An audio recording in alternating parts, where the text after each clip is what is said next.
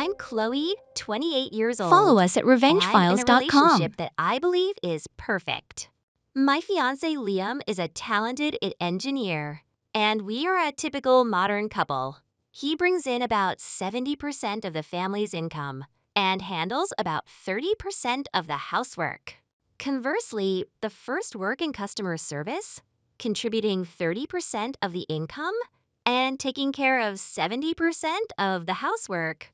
Of course, it's not an exact mathematical formula, but we are completely happy with this division of labor and finances. We are a team, working together, building a future together with the goal of owning our own home.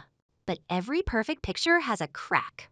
And the crack in our lives is named Brenda, Liam's mother. She is truly a horrible woman. To her, I am a thorn in her side. She constantly makes remarks about how I am not worthy of her son. In Brenda's view, I should quit my job and do all the housework. She calls my job a silly little side job that I should be happy to do to help out a bit without neglecting my duties. Every family dinner is an occasion for me to endure her veiled criticisms. Oh, Liam, you look so tired. Work must be very stressful. Chloe, you should cook him something more nutritious, she would say, right after I had just spent the whole afternoon preparing a lavish meal. Or, the house looks a bit messy lately, she would remark casually, glancing sideways at me. Liam completely disagrees with his mother's views. He always stands up for me, but limiting contact with her is very difficult. Liam's father is a wonderful person, and I have also become very close with Sarah, the wife of Liam's brother Mark. We can't cut off the entire family just because of Brenda, but her interference was becoming increasingly excessive, and it was gradually eroding my patience. Our tolerance reached its breaking point after a Thanksgiving holiday. Brenda openly told a relative that she was worried for Liam's future with a wife like me who doesn't know how to care for a family. That night, when we got home, I burst into tears. Liam held me, and I knew we couldn't go on like this forever. A few weeks later, we had a get-together at Mark and Sarah's house. At first, it was just a normal Saturday evening. But then the conversation turned back to Brenda. Sarah, who had also endured her mother-in-law's difficult nature many times, made a joke. Why don't you two just pretend to break up and see how she likes it without Chloe? A crazy idea, but it planted a seed in our minds. We started discussing it more seriously. Liam, Mark, Sarah, and I came up with a plan together. An elaborate charade to show Brenda the consequences of her words and actions. We would have me break up with Liam right in front of her, creating enough chaos to make her realize her mistake. The plan was laid out in detail. The timing would be the New Year's Eve party at Liam's parents' house, when everyone was there. The signal would be when Brenda made another nasty remark about me. Liam would have a breakdown and beg me to stay. Mark and Sarah would be the ones to add fuel to the fire, and I would be the one to resolutely walk out. The New Year's Eve party went exactly as we predicted. The atmosphere was cheerful. Everyone was chatting lively, but I could feel Brenda's eyes always on me, waiting for an opportunity to take a jab. And that opportunity came right before the countdown to the new year. As everyone was raising their glasses, Brenda said in a voice loud enough for me and those around to hear, "It's a new year. It's about time Liam found a traditional wife who knows how to take care of the family, don't you think?" That was the signal. I put my glass down, turned to look at Brenda, then at Liam. I took a deep breath and said in a cold but clear voice, "You're right. Maybe I'm not the right person for him." I turned to Liam.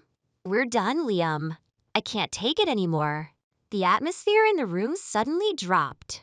Brenda was stunned. She didn't expect me to react like that. She immediately tried to backtrack. "No, that's not what I meant. Chloe?" Follow us at revengefiles.com. But it was too late. Liam, with incredible acting skills, began his breakdown. He grabbed my hand, his voice full of pleading. "No, Chloe, don't go. You can't do this to me. We can work this out. Mark and Sarah immediately got into character. Sarah walked over to Brenda, her voice full of surprise. Mom, you're not being racist, are you? They hadn't told me about this part beforehand, but it was really funny because Brenda had shown no signs of being racist at all. Brenda panicked. No, of course not. While Brenda was flustered, I pulled my hand away from Liam and stormed out the door like a hurricane. I heard Liam screaming my name behind me and the sound of everyone's commotion. The play had begun perfectly. Right after I left, Liam moved back in with his mother, just as planned, and he began his terror campaign. He pestered her about all the things I used to do for him daily. The first day, he asked her to cook a complex dinner from an online recipe. The second day, he asked her for help with the New York Times crossword puzzle, a habit we used to do together. The third day, he complained that his work shirts needed to be steamed, not ironed with a regular iron. Liam constantly whined that Brenda owed him for making me leave. After the second day, Liam admitted to me over the phone that he had started to intentionally act even more high maintenance because he missed me and wanted to drive his mom crazy so she would apologize to me quickly. Meanwhile, my phone was ringing constantly. Brenda called me nonstop, begging to talk. I ignored them all. I wanted her to truly taste the feeling of loss and regret. And then, after only 8 days, she couldn't take it anymore. Brenda showed up at my workplace. She looked haggard, her eyes swollen. She had come to give me a full apology, accompanied by a confession that completely astonished me. She cried and admitted that she truly thought I loved Liam enough to let her say anything without consequence.